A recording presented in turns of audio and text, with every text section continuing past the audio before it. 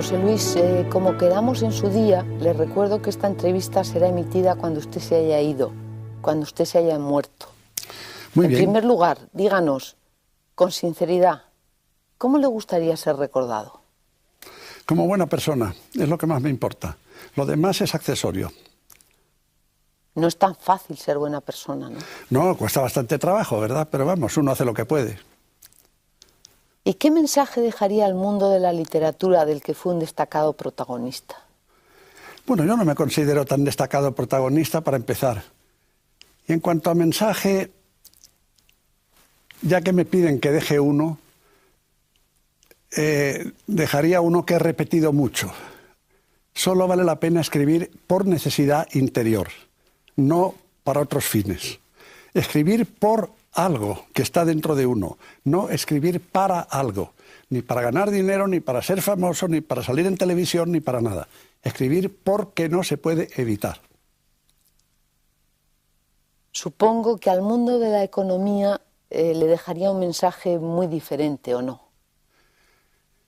Yo creo que en el fondo este mensaje de autenticidad personal es válido en cualquier esfera, pero de todas maneras al mundo de la economía le dejaría el de que se olvidaran de esa mentira que es la de que el mercado es la libertad. Y la prueba es que ir al mercado sin un duro supone no tener la menor libertad para obtener nada, de modo que está claro que el mercado no es la libertad. De modo que se den cuenta de que el sistema en el que vivimos hoy es un sistema transitorio que tiene que desaparecer como desaparecieron otros. ¿Y a su familia, don José Luis, qué le diría? ¿Qué mensaje o qué últimas palabras le diría? El amor es la palabra fundamental, porque con eso viene la tolerancia, con eso viene la comprensión, con eso viene la aceptación, con eso viene la vida que recibe y que da. Amar significa dar y recibir. Hay gente que sabe dar y no sabe recibir, gente que sabe recibir y no sabe dar. Amar de verdad es ambas cosas.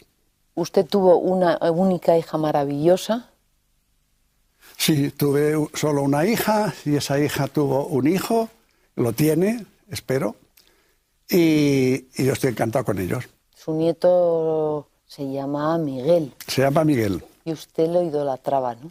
Sí, ese nieto ha sido un hecho importantísimo en mi vida. Fue un hecho importantísimo en mi vida. La literatura fue su vocación. ¿Qué les diría a sus lectores, a aquellos con los que consiguió una comunión y una comunicación que pocos escritores de este siglo han logrado? ¿Qué les diría a mis lectores? Primero les diría muchísimas gracias, luego les diría os quiero tanto como me queréis a mí. Y creo que eso es fundamental. La comunicación humana tiende o debe tender a acabar en eso, a querernos. Es que a usted se le quiso muchísimo, ¿eh? Sí, ya lo sé. Y yo quise mucho también. Y escribía mis libros, en gran parte, diré que siempre fueron cartas de amor. Todos mis libros fueron cartas de amor. Algunos a destinatarios muy concretos, pero otros a destinatarios más generales, más amplios. Eran como el mensaje del náufrago que lo escribe, lo mete en la botella y echa la botella al mar. Y cuando alguien me decía, he recibido ese mensaje, he cogido la botella, yo me ponía muy contento. El novelista en la sombra luchó en usted muchos años por ganar al economista y al final se vengó prácticamente aniquilando al segundo. No fue así exactamente. No. Yo empecé primero como novelista. Yo no pensé en la economía hasta 9 años después de haber escrito, de haber empezado a hacer escritos literarios, y ya con 2 novelas terminadas.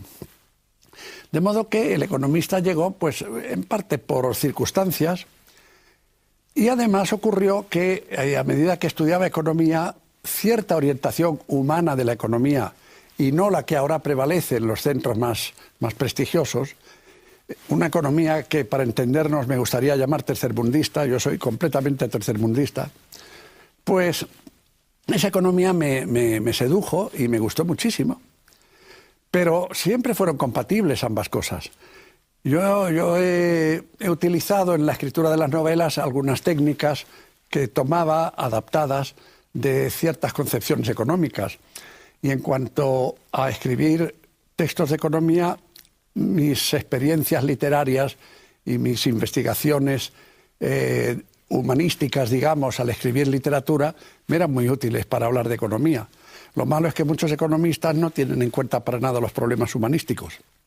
Es que en principio cuesta creer que esos dos mundos tan opuestos sean conciliables, ¿no? El mundo tan frío de la economía. Cuesta creerlo porque la economía hoy vigente y dominante porque es la que legitima los intereses de los poderosos. La ideología económica de hoy, del liberalismo, legitima los intereses de los más fuertes hoy. Y esa economía consiste esencialmente en una racionalización principalmente técnica y muy poco humanística. Por ejemplo, ahora estamos, o se ha estado, yo no sé cómo se estará ahora porque no sigo los periódicos en mis circunstancias actuales, evidentemente. Arriba no hay periódicos. Arriba no hay periódicos, afortunadamente. Bueno, pues con eso no estoy enterado de cómo está la cosa y además me importa tres pepinos. Pero cuando yo estaba todavía vivo, se hablaba de la Unión Europea y de Maastricht y todo eso. Y se hablaba de las cuestiones financieras, económicas, con gran rigor. Pero el paro les importaba tres pepinos. Cuando se hablaba de las condiciones de accesión a la Unión Europea y todo eso, se hablaba, sí, de cuestiones monetarias y financieras sobre todo. Pero lo del paro, pues no parecía preocuparle gran cosa. Entonces, quiere eso decir que tragedias como esa a los economistas del dinero les importan muy poco. Terrible eso, ¿eh? Sí, sí, estoy de acuerdo. La lucha por la dignidad de la persona, precisamente, fue uno de los ejes de su vida, tanto en su labor novelística como en la de economista, ¿no? Procuré siempre tratar de ese tema y arrimar el ascua a la sardina, por decirlo así. Tanto como decir luchar, pues me parece un adjetivo casi heroico que no se me puede aplicar. Pero es que la dignidad humana es un tema absolutamente central y además un tema bastante hispánico. Yo fui un lector apasionadísimo en mi primera juventud de Unamuno y era un tema muy unamuniano. Y el problema de la dignidad humana es de una fuerza inmensa y de una trascendencia extraordinaria porque afecta a todo lo demás. Con un concepto de la dignidad humana y un respeto a la dignidad humana, si se generalizase, no pasarían las cosas que pasan, ni las que han pasado. Los economistas a los que me he referido antes, a los economistas del dinero, no podrían sostener las teorías que estuvieron sosteniendo. Y las intolerancias religiosas, por ejemplo, de un lado y de otro y de cualquier religión, no hubieran podido ser aplicadas. La dignidad humana empieza por el respeto a la vida interior de cada cual. Y dígame, don José Luis, en su opinión, los máximos responsables de esa especie de humillación del ser humano que usted denunció con frecuencia, ¿quiénes fueron? Es difícil echar la culpa solamente a unos, pero en mis circunstancias actuales, reflexionando en lo que he visto y en lo que viví, los grandes responsables son una combinación de intereses, principalmente materiales, disfrazados de otro tipo de intereses, y de los educadores al servicio de esos intereses.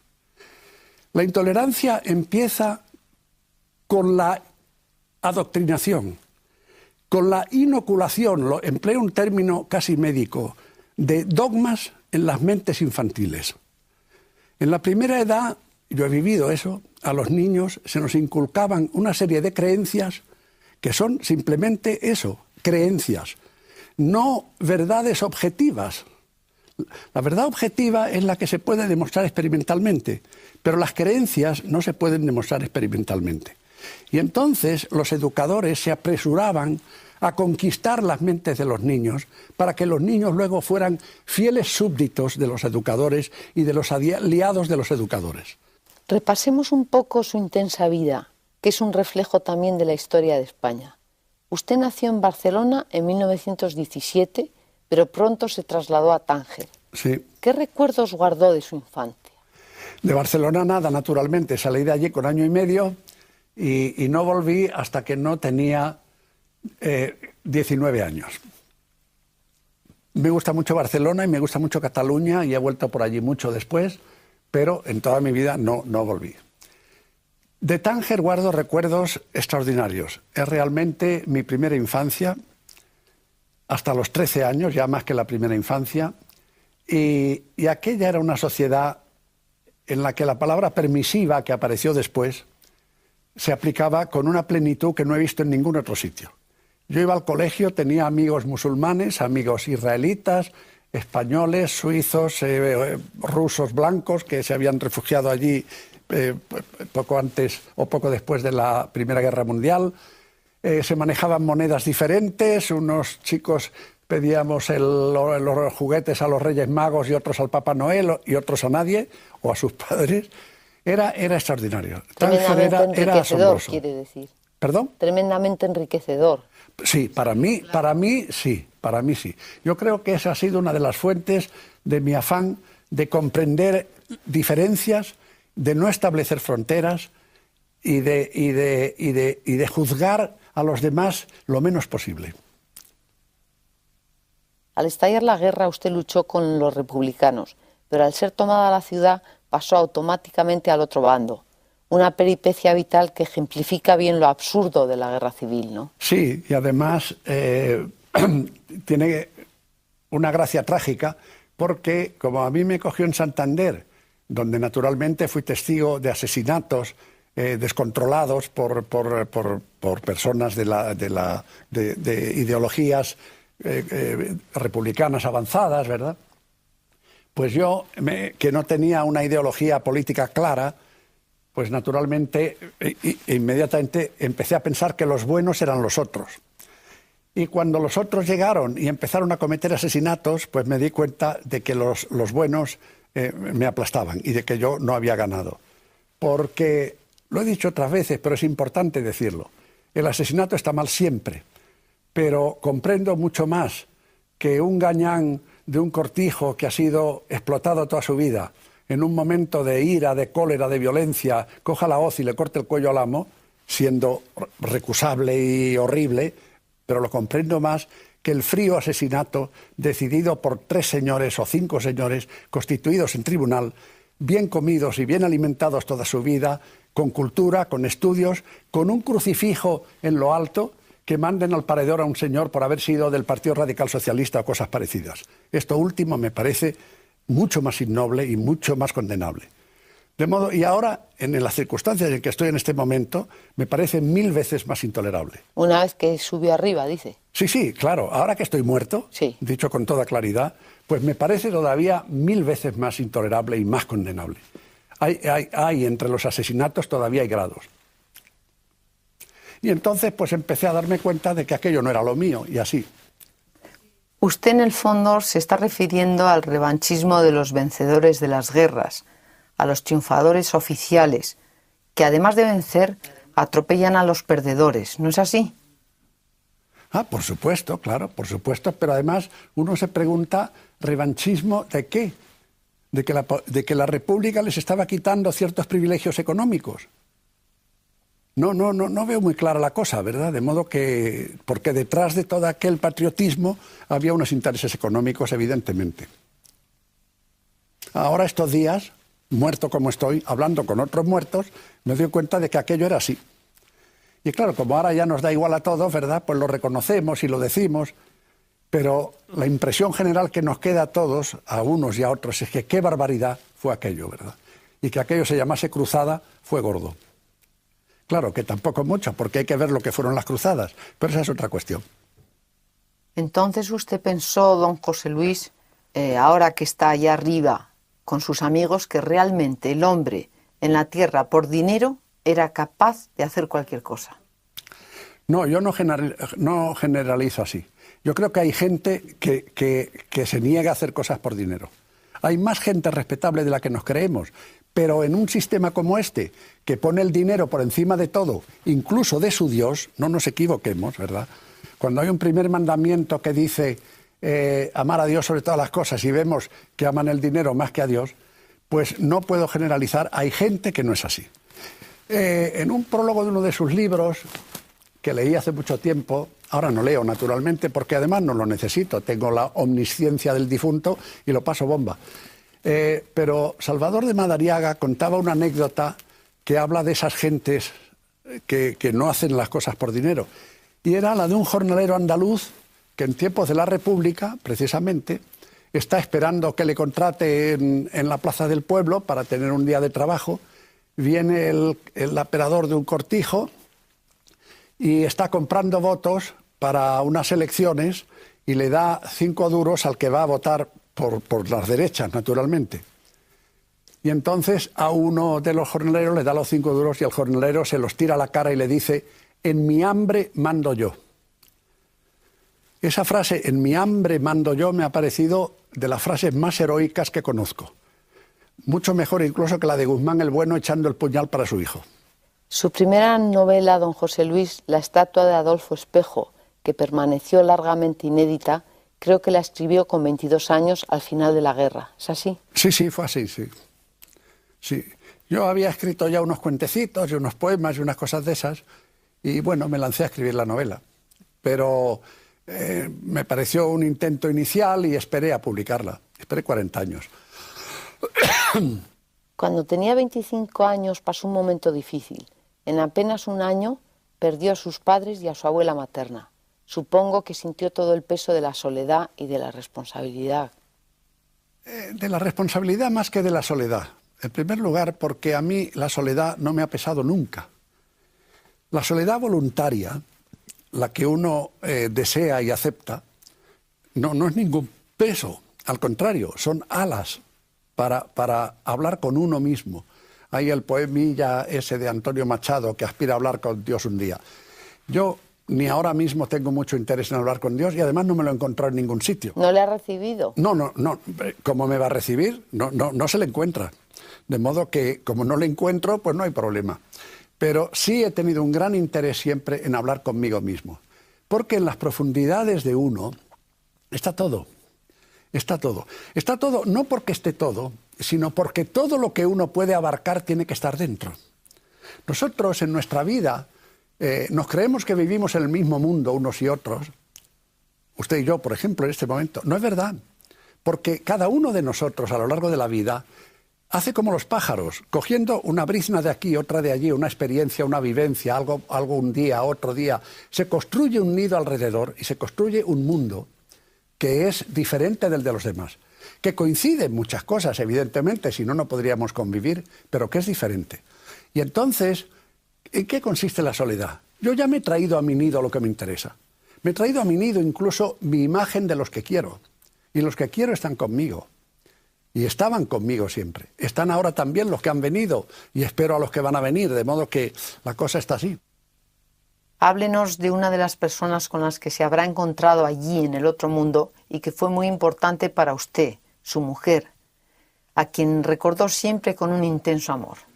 Pues sí, porque vivimos 42 años juntos, después me quedé sin ella y ahora pues estamos otra vez. Y nos reímos de muchas cosas. Lo más gracioso de mi situación actual es lo que se ríe uno de tantas tonterías que le han preocupado antes. Me acuerdo, perdón, de una obra dramática de Eugenio O'Neill que se titula Lázaro ríe, y es que Lázaro, al ser resucitado por Jesús, no hace más que reír, no para de reír. Y es que, claro, la perspectiva que da la muerte sobre las insensateces de los vivos es algo que o los mata uno a todos y no está uno por la labor, o se parte uno de risa.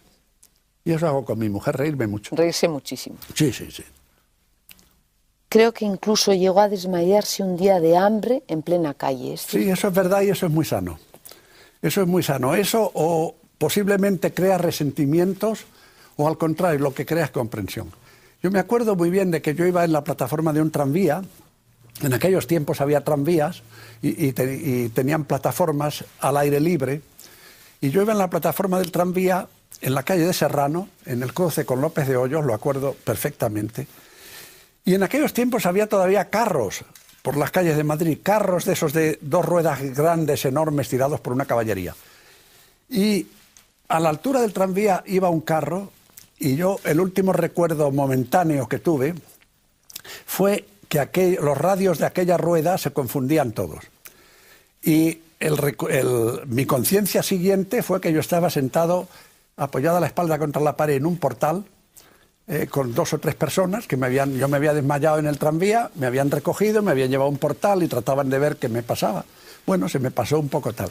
Y era hambre, literalmente hambre.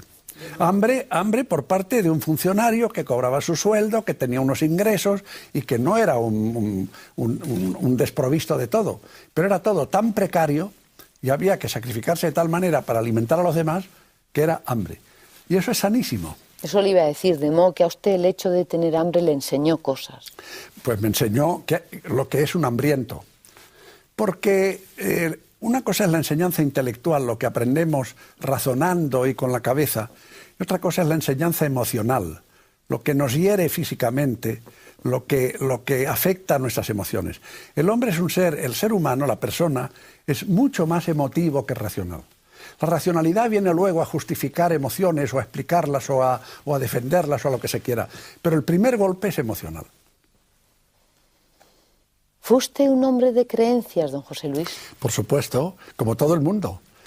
Es imposible, creo yo, vivir sin creencias. Lo que pasa es que mis creencias, que de niño fueron las que me inculcaron, como es natural, y que me duraron bastante tiempo, por desgracia, porque me arrepiento de habérmelas creído tanto tiempo, porque perturban la vida, porque ciertas creencias que nos inoculan en la infancia son contra natura. Por ejemplo, la moral oficial de la Iglesia es una moral contra natura. Entonces, esas creencias me duraron, pero claro, con la experiencia de la vida y con la contrastación de la fuerza de la vida, pues me fui liberando de ellas. Y en cambio adquiriendo otras creencias diferentes. ¿Y en qué creyó José Luis San Pedro? Yo creí sobre todo en la vida no solo la humana, sino la vida en general. Llegué a tener una concepción global de la vida. Para mí, eso que llaman Dios a veces es un nombre que se da por ignorancia a otra cosa que es la energía global del universo, del mundo en que vivimos.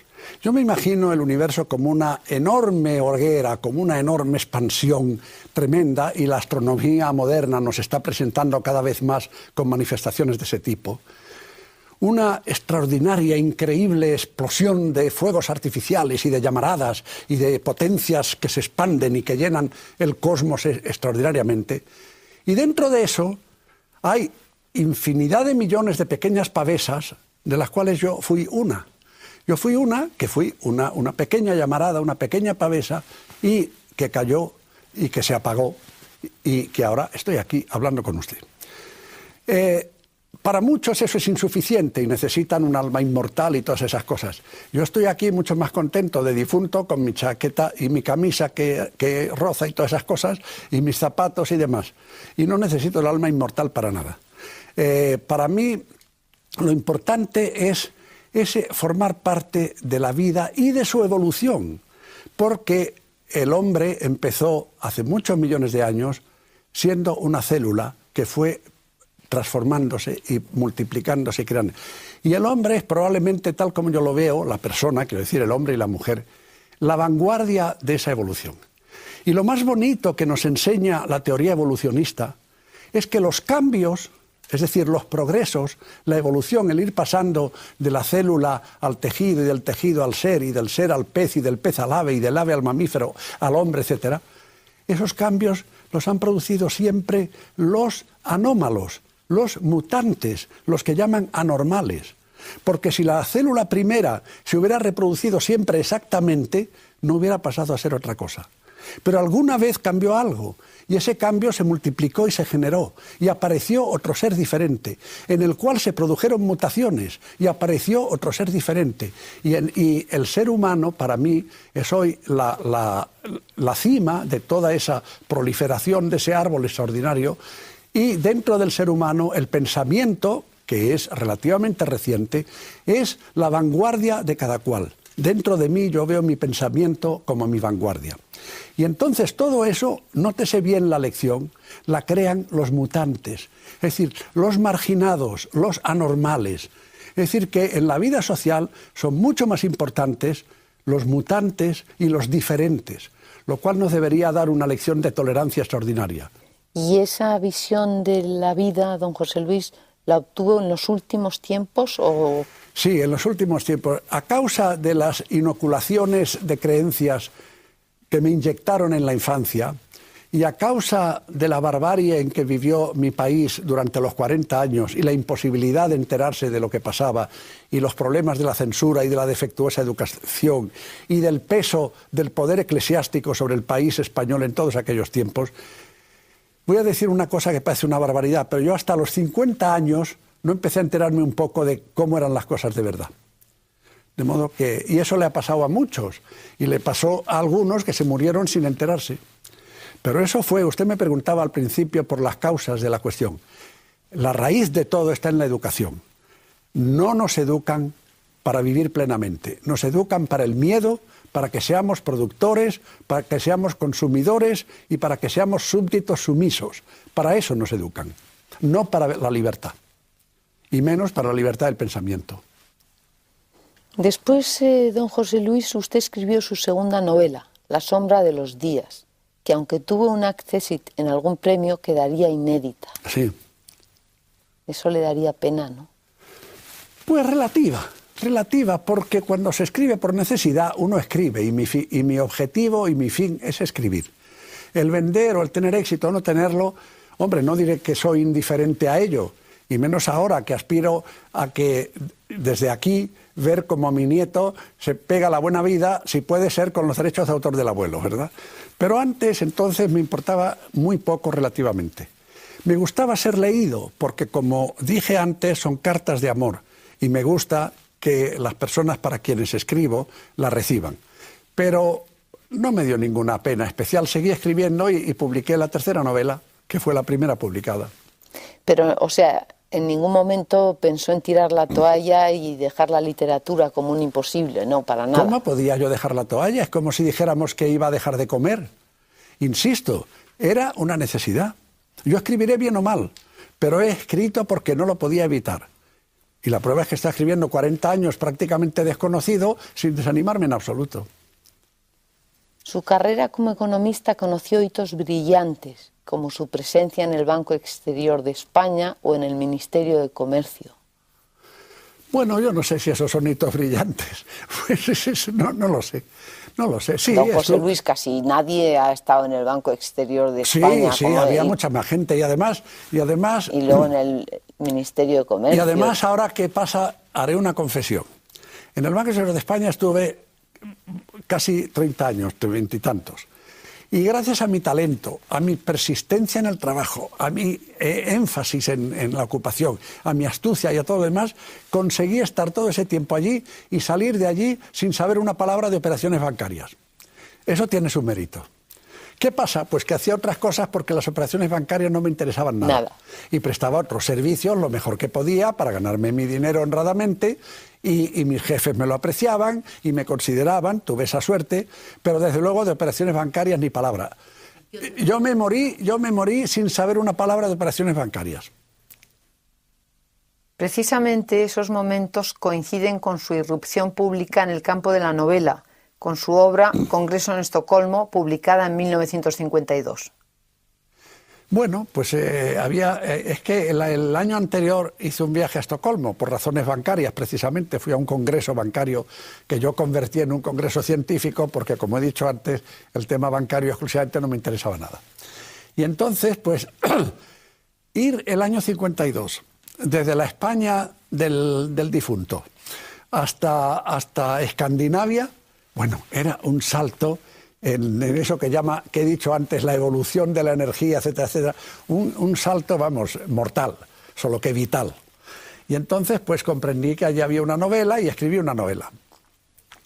Y como era la primera novela, pues resultó que la gente, pues, y como el protagonista en la novela, se enrollaba con una señorita sueca, pues claro, cuando se publicó la novela, mis amigos, allá, ¿cómo te pusiste en Estocolmo? Bueno, tal.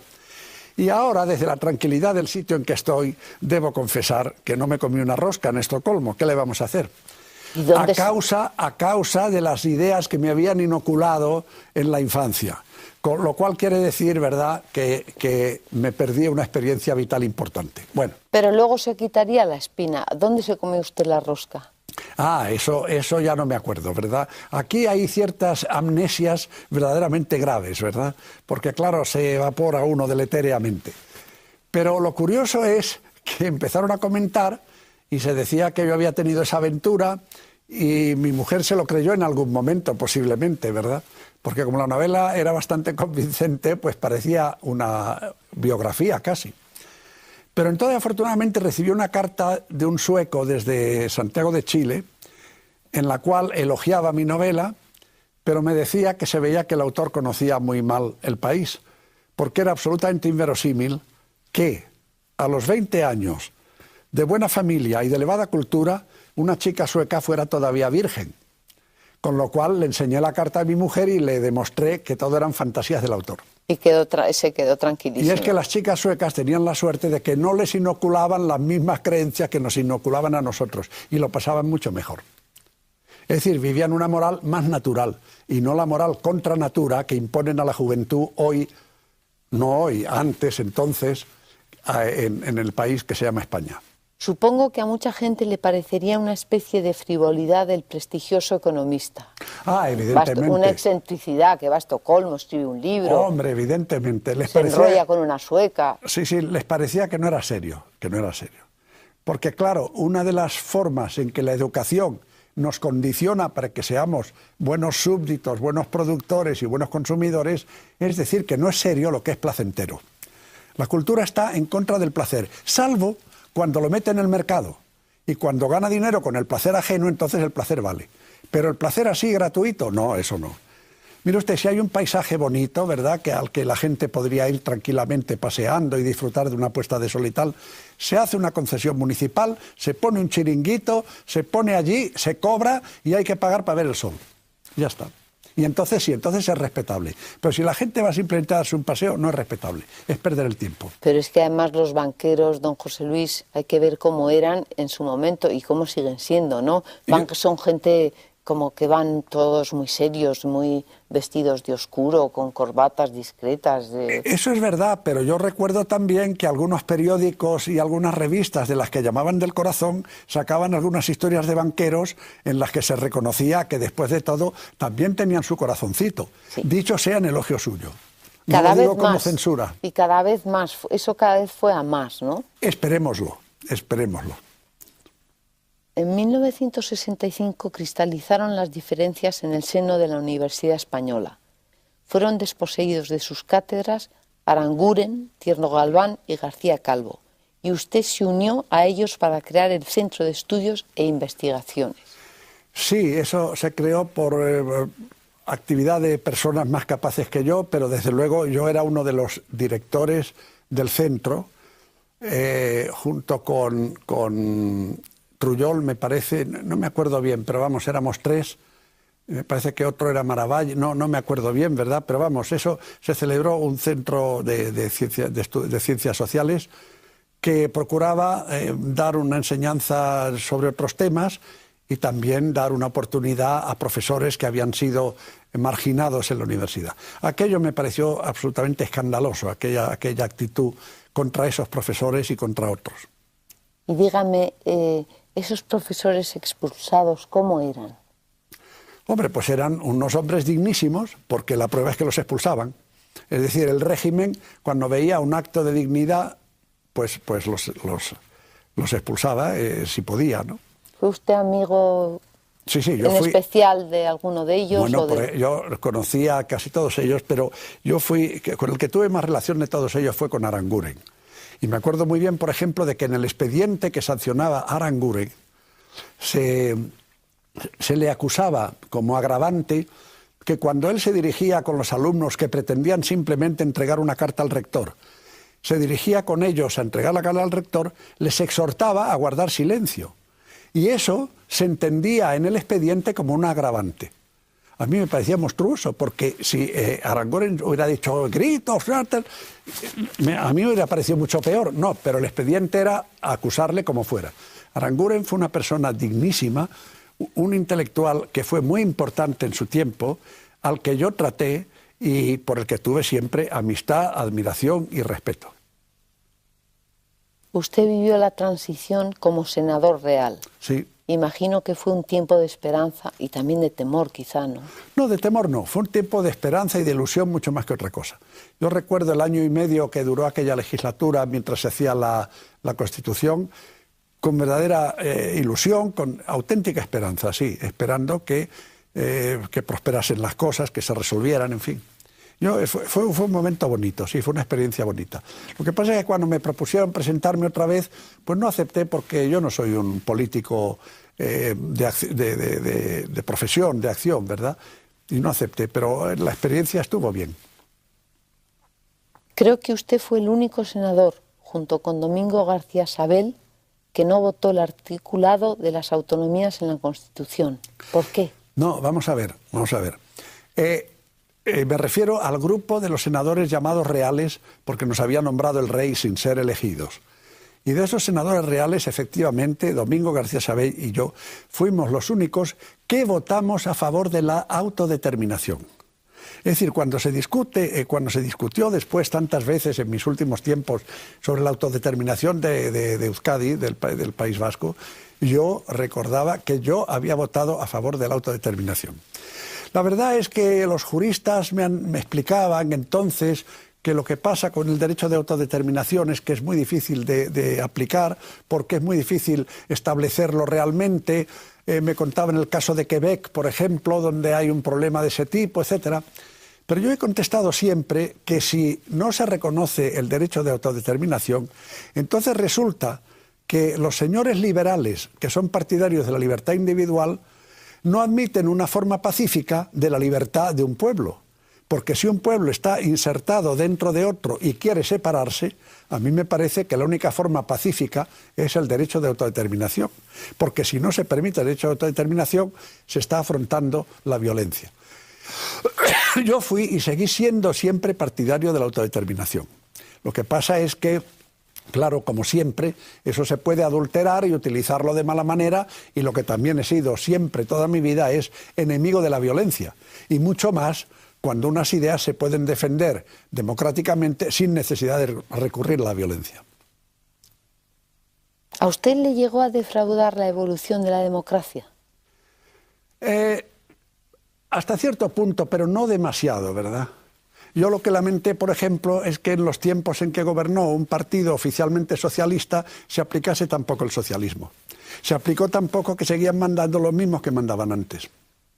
En ese sentido... Y, por ejemplo, que en ese tiempo no se resolviera el problema de la enseñanza religiosa por la cuestión de los votos, es algo que me entristecía. Porque los niños seguían a merced de la enseñanza religiosa. 1981 trajo su reconocimiento como gran novelista con Octubre, una obra ambiciosa en la que había trabajado, creo que 19 años. Sí, trabajé 19 años y era una obra muy ambiciosa. Lo de gran novelista ya no estoy tan seguro, ¿verdad? Pero yo estoy muy satisfecho de Octubre. Era una obra muy ambiciosa, lo sigue siendo. Como tal, obra ambiciosa abordada por una persona que, como dicen los ingleses, mordía más de lo que podía tragar. Es decir, su ambición era mayor que sus capacidades, pues es seguramente una obra desigual, con altibajos, etc. Pero yo estoy muy orgulloso de haber escrito Octubre. Creo que es una novela inusitada y creo que no se escribían muchas novelas así. No digo mejores ni peores, sino simplemente con esa ambición. ¿De qué más está contento de lo que hizo don José Luis? Mire, estoy contento de mis libros. Estoy bastante contento de mis clases. Creo que fui un profesor digno. Creo que fui un profesor digno. Como creo que fui un novelista honesto. Y la verdad es que probablemente por ceguera para mis defectos me llevaba bastante bien conmigo mismo, que es lo más parecido que conozco a la felicidad. También fue el comienzo de su gran trilogía Los Círculos del Tiempo, un enorme fresco donde se dan cita todas las pasiones y todos los misterios del mundo. Unos cuantos. Unos cuantos. Y yo le pregunto, ¿cuál fue el misterio que más le interesó? Vuelvo a lo mismo, la vida. La vida y las manifestaciones de la vida, y que entre las manifestaciones de la vida, pues el amor, evidentemente, la fuerza, la dignidad. Usted fue un gran seductor, ¿no? ¡Oh! Bueno, espero que este grito me ha salido bastante bien y que demuestra la ensañanza de mi reacción, la extrañeza de mi reacción. Mire, yo no he sido un seductor. No he sido un seductor en el sentido del conquistador, del tenorio, del que va a seducir. Yo no he pretendido seducir nunca. Si me han querido, lo he aceptado y lo he aprovechado. Y alguna vez he querido sin ningún éxito, ¿verdad? No he sido... He sido sentimental y me ha gustado tener sentimientos y vivirlos. Pero de seductor nada, de eso nada. De ir de seductor por la vida, ni hablar, vamos, nada. La sonrisa etrusca fue uno de sus mayores éxitos, tal vez porque supo acercar a sus lectores al misterio de la vejez y la vida, ¿no? Es que la vejez y la vida son la misma cosa, como son la misma cosa la vida y la muerte. La vida humana, sin la perspectiva de la muerte, no tiene sentido, cambia de otra manera. Yo escribí una novela, La vieja sirena, en la cual lo importante es que un ser inmortal, como es una sirena, prefiere ser mortal, porque eso da una intensidad a la vida. A mí me gustaba... Es más, ¿a usted le parece en ese libro que el hombre mortal vive más intensamente que los dioses inmortales? Por supuesto. Yo le digo ahora, desde mi experiencia actual de este momento, que la inmortalidad no tiene la menor gracia. Los dioses inmortales del Olimpo, si hacían el amor, usted imagínese al cabo de 1000 años de estar haciendo el amor Zeus con Venus o con quien fuera, lo aburrido que tenía que ser la cosa. Se convertía en una mera gimnasia, eso no tiene gracia. Por algo al amor le llaman la muerte pequeña, porque está la perspectiva de la muerte. Lo que da intensidad a la vida es pensar que se acaba. A mí, cuando estaba vivo, me gustaba mucho a veces pensar que en este momento ya me estoy muriendo.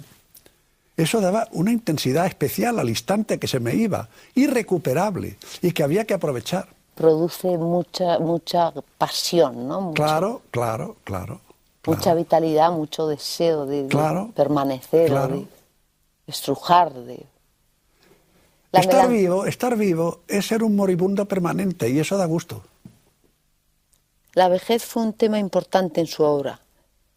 Cuando usted fue viejo, ¿se sintió más sabio? Yo no sé cuándo he sido viejo. Posiblemente yo he sido viejo a los 20 años y gracias a eso pues fui joven a los 80. Porque claro, como además la cultura que nos daban estaba en contra de la juventud, estaba en contra del placer, lo mismo que estaba en contra de la mujer, claro, hacían falta muchos años de práctica para llegar a ser joven. Porque claro, cuando biológicamente uno era joven, no le dejaban ser joven, pues había que esforzarse mucho tiempo, tal.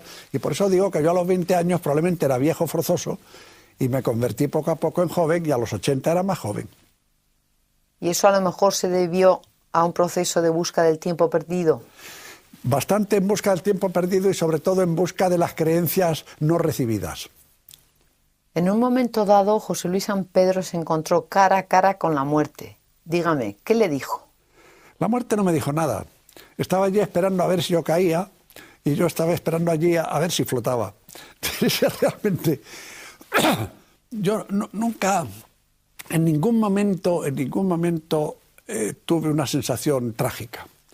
No era mi problema. Si se refiere usted al episodio de Nueva York, donde estuve realmente, bueno, hubo una noche que pude haber muerto. Si no hubiera estado conectado a unos aparatos y unos monitores y hubiera habido una persona de guardia mirando los monitores, las pantallas, pues yo me hubiera muerto en aquella noche tranquilamente sin enterarme. Pero en ningún momento tuve ninguna sensación trágica, no era cuestión mía. Yo tenía que respirar y ya está, y había unos médicos allí que resolvían la cuestión. Bueno, no tuve nunca una sensación trágica. Yo tomaba notas allí para escribir un pequeño librito luego.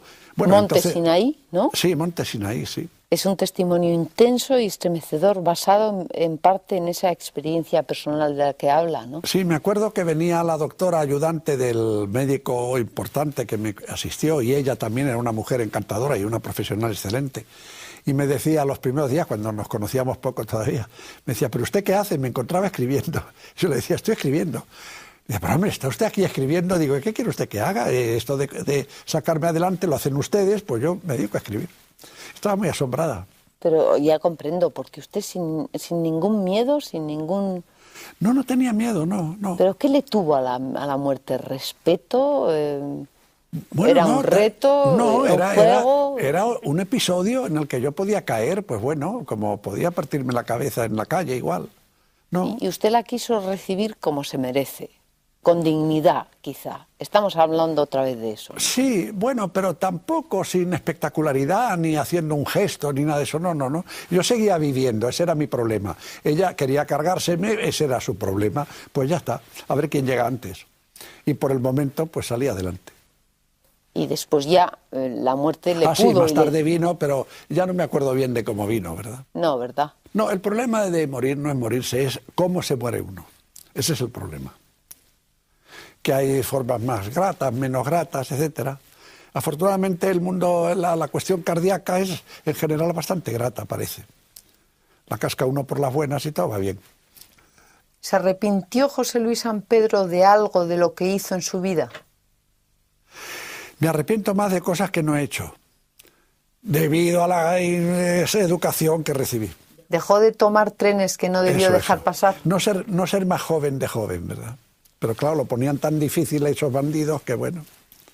Y don José Luis, ¿cuál fue la cosa que no sé, que más el recuerdo más bonito? O sea, es decir, así cuando usted se iba, si pensaba en algo, ¿en qué pensaba o en quién pensaba?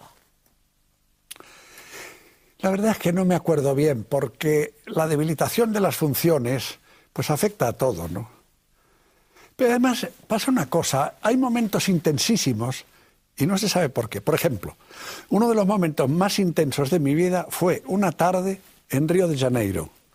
Yo estaba con mi mujer y habíamos salido de paseo y estábamos en una de las playas pequeñas, no Ipanema, sino una de las más próximas a Río, no me acuerdo de la ciudad, no me acuerdo cómo se llama, y pasar aquella tarde en un clima en el que el aire era una prolongación del cuerpo humano, en que no se sabía dónde acababa uno y dónde empezaba el aire, en que allí cerca se veía despegar a los aviones internos pequeñitos del aeropuerto Santos Dumont, en que delante de nosotros en la playa jugaban al fútbol como locos unos chicos, unos muchachos morenos con una gracia de felinos y unos movimientos asombrosos, en que de vez en cuando pasaba andando una mujer con unas caderas que eran una sinfonía, y en que estábamos los dos, ella y yo, comiendo unas palomitas con miel, y dejar pasar la tarde, resbalando como una seda sobre nosotros, tranquilamente, sin más, es uno de los momentos más intensos en comunión personal de mí con ella, de ella conmigo y de ambos con el universo.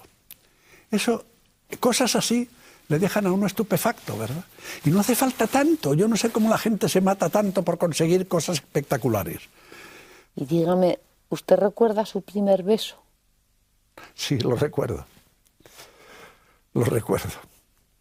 Pero cuéntenos un poco. Pues mire usted, fue un beso furtivo en la oscuridad de un cine, ¿verdad? O sea, un beso robado. Bueno, robado voluntariamente, ¿verdad? Vamos, dejándose robar. Mire, en aquellos tiempos no había la permisividad de ahora. Y la consecuencia es que uno iba a un cine con una chica, hacía manitas y le daba un beso, y uno salía de allí, a aquella edad muy temprana, creyéndose que era Casanova, ¿no? Es decir, que el goce era intensísimo. Yo dudo que después se hayan tenido goces comparables acostándose del todo, por decirlo de una manera políticamente correcta. Un beso era, decía uno, pero bueno, qué tío soy, qué barbaridad, qué cosas, qué cosas es.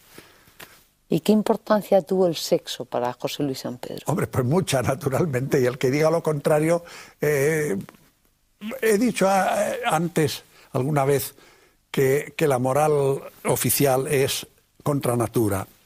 Mire, decirles a los jóvenes que sean castos, y conste que a mí el que una persona decida ser casta me parece muy bien, como si decide ser vegetariano, ¿verdad? Pero imponer la castidad es como querer imponer el vegetarianismo. ¿Qué diríamos si cuando un niño pequeñito tiene ya la dentadura completa, se le dijera sí, pero no puedes comer nada más que cuando haya delante un cura y un notario? Pues es lo que pasa con el sexo. Ya tiene las funciones fisiológicas, ¿no? Y se le dice, sí, pero no lo puedes hacer mientras no sea santamente. Y como la sociedad, por razones económicas, le impide hacerlo santamente hasta los 20, 23, 25, 30 años, pues entonces estamos listos. Menos mal que eso no se cumple, ¿no? Porque si se cumpliera habría muchos más desgraciados de los que hay. Pero a eso es lo que llamo ser contra natura. Dios, según ellos, pone el sexo en las personas y entonces ellos deciden que el sexo no se usa. Bueno, pues nada. ¿Le enmiendan la plana a Dios? No lo entiendo. Por último, don José Luis, después de esta larga conversación, díganos algo que quiera añadir a modo de epílogo de su existencia. Sí. Pues a modo de epílogo yo le diría, sobre todo a mi nieto, ¿verdad?, que procure vivir, porque la vida es para vivirla. Y no se me ocurre que otra cosa mejor se puede hacer con ella. Y que no se crea las cosas que le cuentan por el mero hecho de que se las cuentan. Muchísimas gracias, don José Luis. Voilà.